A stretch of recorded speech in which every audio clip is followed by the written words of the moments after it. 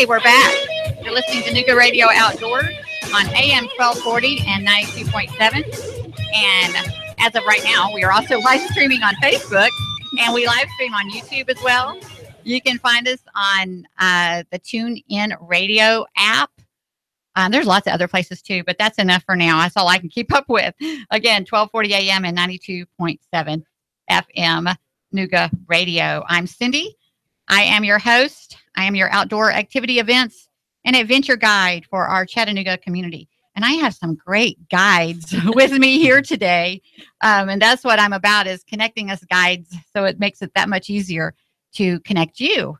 And I want to know about activities, events, festivals, tournaments, anything that gets people outside to enjoy our wonderful Chattanooga hub. And you can email me at nrocindy@gmail.com. That's nrocindy@gmail.com. It's my job to promote, to encourage participation and spectatorship at all the events in our great area, which also feeds our economy. So it's all good on so many different levels.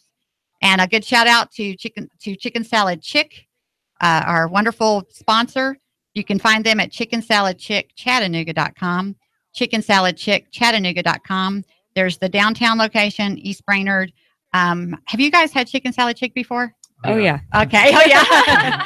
I mean, not far from that downtown location. Oh, Yeah. there you go. There you go. I love it. They just revised the menu. There's 12 exceptional varieties to choose from. They've got a BLT. They've got spicy pimento cheese, which is really great on a BLT.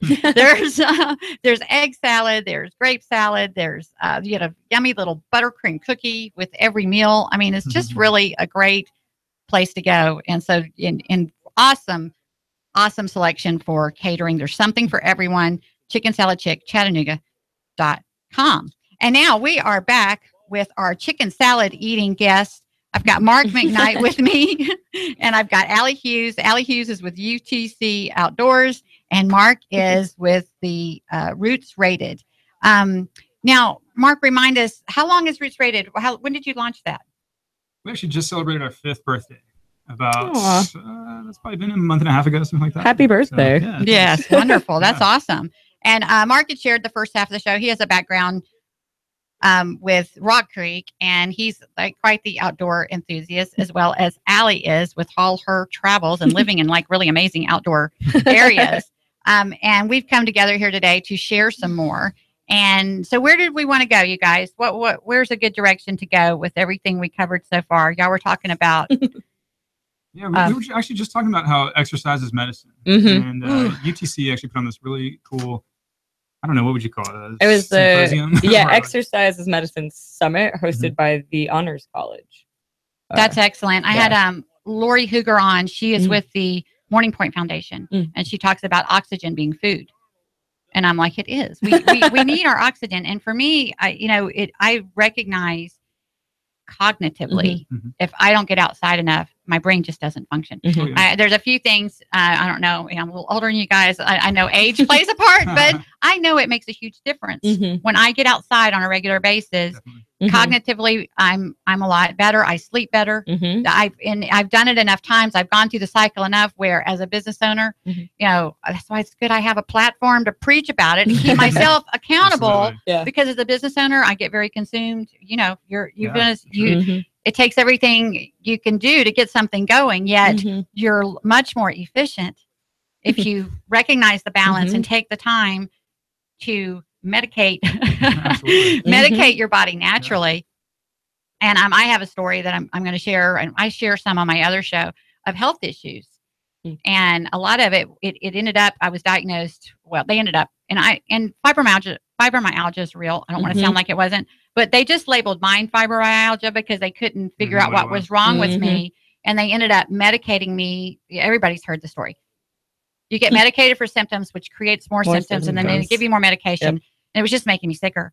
And it was a horrible experience, where now it's all managed through diet and exercise. And, and I still got issues, but most of those issues were caused from all that medication that I shouldn't have, ever been put on. And again, it's like, I've even had doctors tell me, I had a really good doctor. She said that,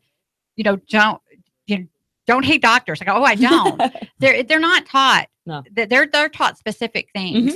And the only reason she understood it is her sister had gone through it. She goes, I get it because we've gone through this with my sister.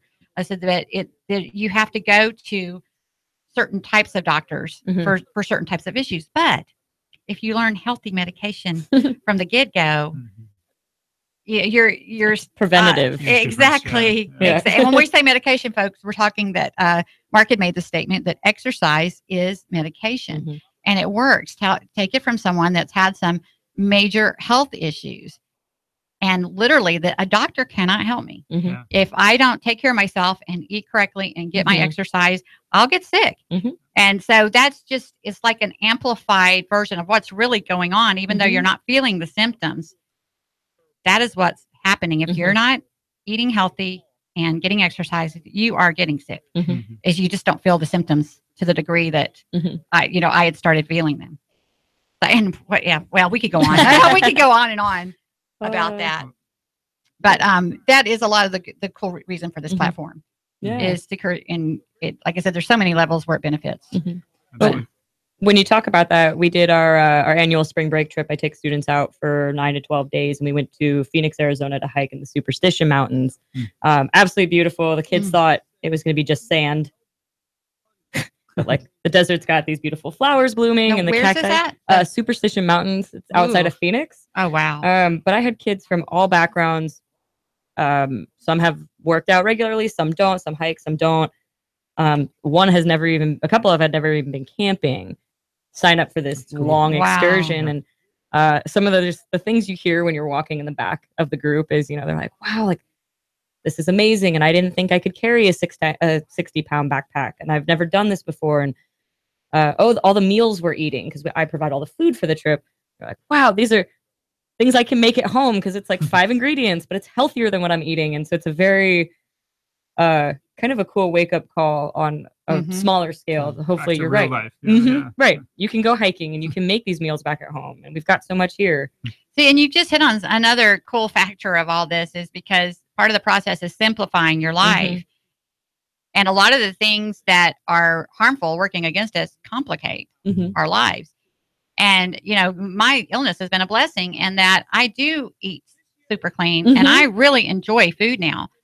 Clean, healthy food where I enjoyed it before, but it was in a, like an addictive kind of way, because that's what sugar does. That's those kinds of things do. Where now it's just it's cravings for good stuff instead of that kind of.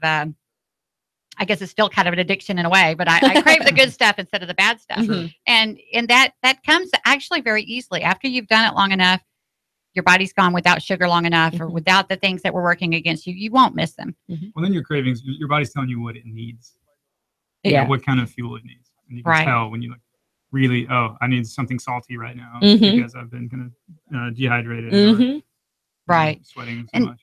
And part of it too is getting around other people that are in that same mode. If you're around, I was having this discussion with my daughter. I go, if you're around those temptations all the time, I struggled with it recently because being in marketing, I go to a lot of events and a lot of events are about beverages and really good food. Yeah. And I'd been very disciplined, and all of a sudden I found myself around a lot more temptation. And I said, again, okay, it's like I need to get even more outdoors around my outdoor culture people because that keeps me healthier. And I'm loving to have this platform to connect with so many that are like-minded and want to help others understand the many levels of good through getting outside and getting active and joining these groups, like you can find on rootsrated.com or by contacting Allie to get involved in the UTC Outdoors program. And you've got me wondering, I'm going to be checking with one of my housemates. I'm wondering if he's a UTC graduate. I need that membership. I know, I might be able to come hang with y'all. Yes, that would be really cool. He lives in the apartment, so it's the same house though, same address, but he lives in the apartment we would below. Love to have you. So I'll be texting him later. Hey, I got a feeling he did. So I may be coming to hang with you some. That'd be great. So tell me personally, Allie, what is it you like to do? What gets you outdoors besides work? Besides work. Yeah.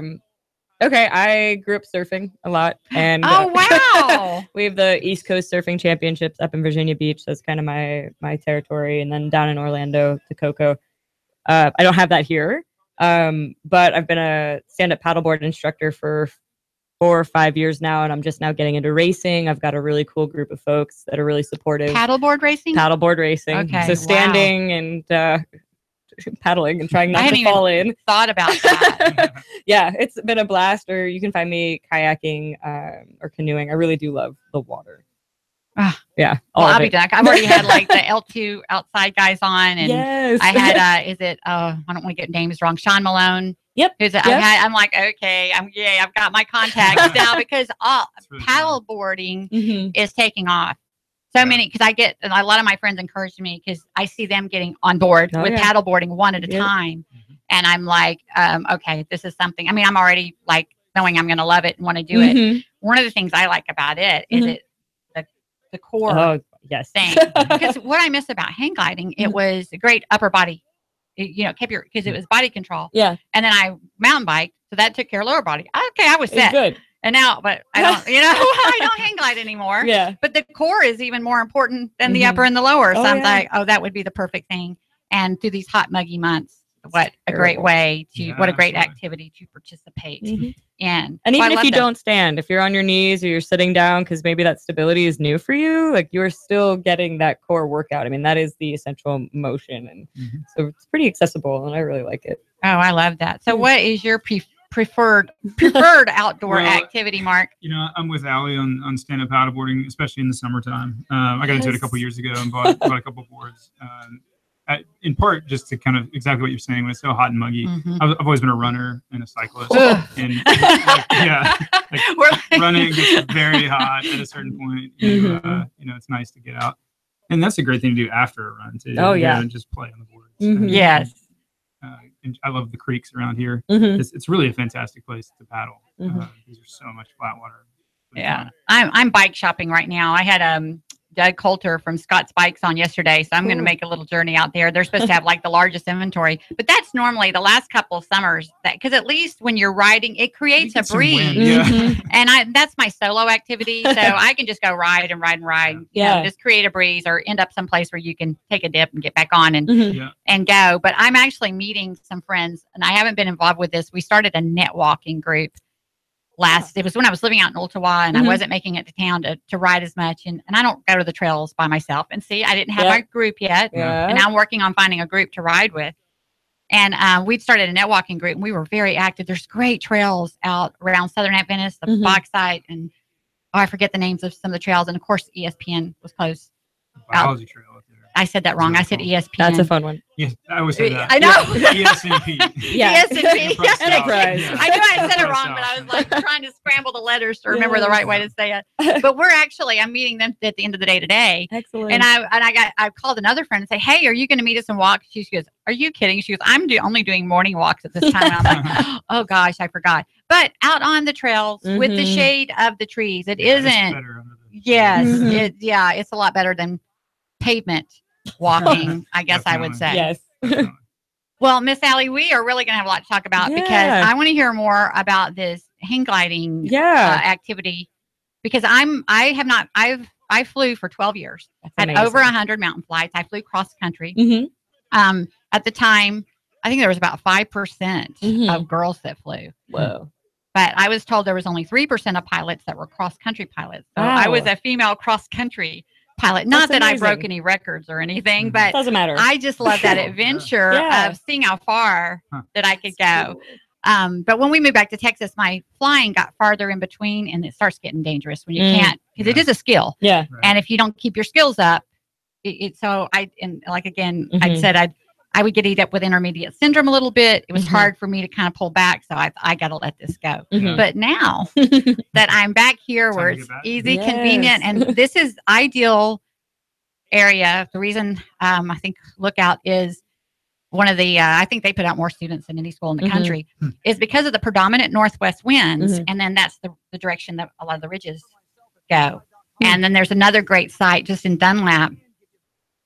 The Tennessee Tree Toppers Club is there. Cool. And right next to that is an amazing paragliding. Have you got introduced to paragliding? Not yet. Flying is new for me. I'll hook you. I spent, check out my Facebook page when we connect. I spent the whole day Sunday up there and I had a lot of pictures. It was hang gliders and paragliders were getting up on Sunday. That sounds amazing. And they're like right there, right next door to each other. So it's really cool. And they have a flying school up there as well that focuses on the paragliding. That's awesome. But I am ready to venture. I have not flown in almost 15 years. And I'm not too concerned about it. It's like it's muscle memory. I mean, I know how to fly. Yeah. I'm still a pilot. I just have to go get recertified over at Lookout. You know, go back to the training hill, make sure. Right. But So I would love. It sounds like you have to take me on a scouting trip since we're doing a trip in the fall. That's what it sounds like. Well, I'm thinking fall is because fall's the best time because it's not so hot. It's hot on those training hills. Oh, I bet. In the summer Just when cooking. it's humid. And I mean, to go do a tandem or something, it's a great time, but to actually learn, for me, I know better. So I'm thinking fall's probably going to be a good time for me. So I'm going to want to, there's something there that we can do that I would love to be able to share my experience and share what, maybe we can do something with the show or something and kind of take people along. That would be a journey. Awesome. And then that'd create a good story for Roots Rated. Absolutely. Because again, that's what Mark had shared. That's what's really cool about Roots Rated is that he's just really trying with the insight that he has of how these outdoor activities work and with really digging in to try to find out what is the block. It's just like I share on the show all the time. It's not for lack of desire. I believe that we all have an innate desire to be outside. I believe it's there, but it's a conditioning thing.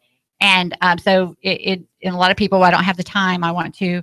It's not necessarily, though, always time or lack of desire. It is literally just figuring out how to get engaged. Now, I do work with a lot of busy people because I work with entrepreneurs. So that is a real legitimate, I hate to use the word reason for it, but that's exactly, that's what I want to help with is help them understand the benefit to them. Because I am so thankful for when I was living in Houston, Texas, which is not it's harder to find the outdoor culture. I mean, it is a concrete monster town.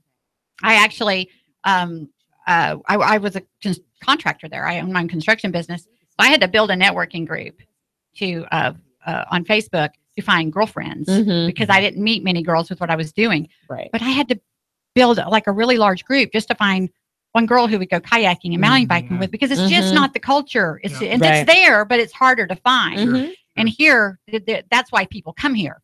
So it's easier to find that lifestyle. But I was so thankful when I'd started my construction business, which that's a very stressful industry. And I was consumed that first year and a half. And it was fellow contractors, realtors, inspectors that were like, Cindy, you've got to take a break. And they were just really insistent that, no, look, stop on Wednesday afternoons and come play golf with us. Finally, and at the time I'd let my clubs go. And so one day I just thought, I got to do this or I'm going to kill myself with stress. I went and got the clubs. I showed up, and almost every Wednesday, at least, I showed up and, played at least 9 holes. If I couldn't get there for 18, I'd show up at the halfway point.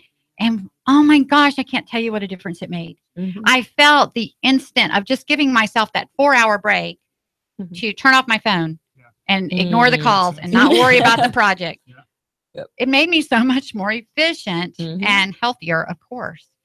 And you will feel the difference that quickly, folks. And I have a dear cousin who always reminds me, 2-minute walk. And I work from home a lot. And I get, computer or something like that. And that's what I'll do. That's because I have a home office. Yeah. And I'm lucky. I live there on Missionary Ridge, and we're on a, what do you call it, a cul-de-sac. And it goes uphill. So, and we live on a very steep driveway. So I can, my 2-minute, I get a lot out of my 2-minute walk because I go up and down 2 hills.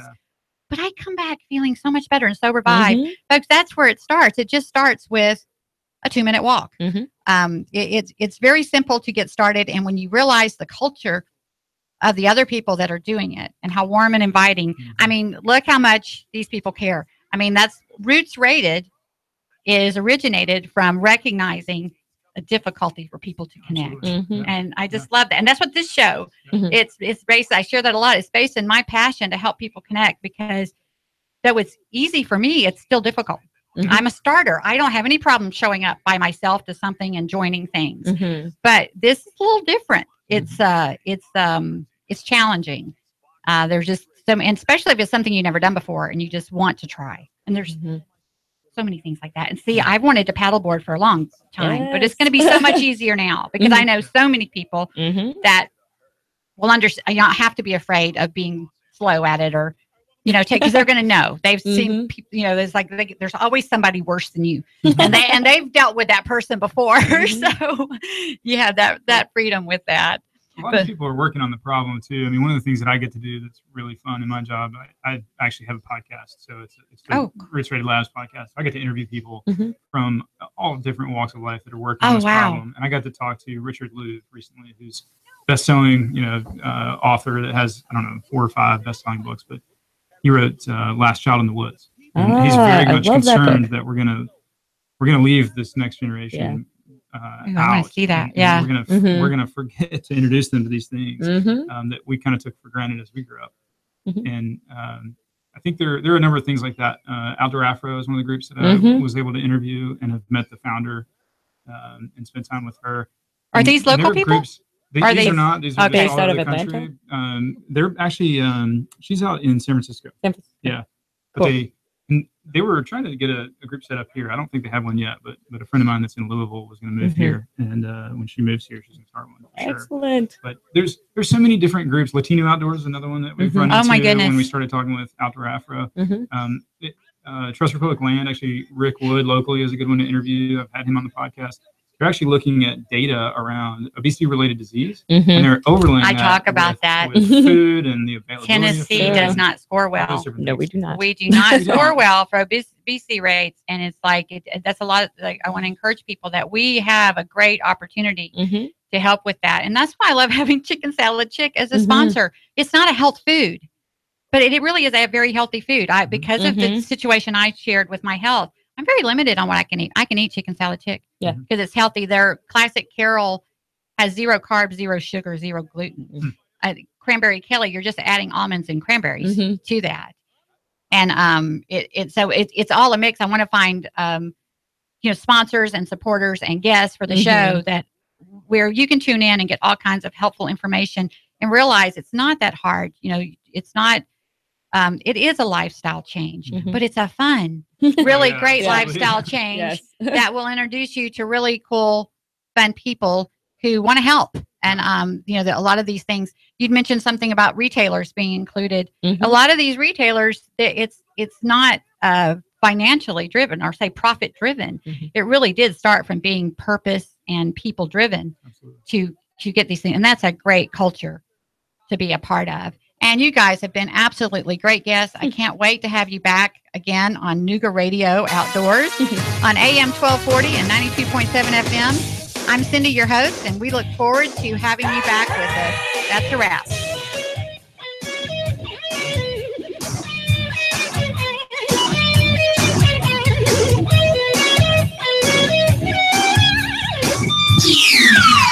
The Tennessee Valley's news, talk, and sports leader. NoogaRadio, AM 1240 and 92.7 FM.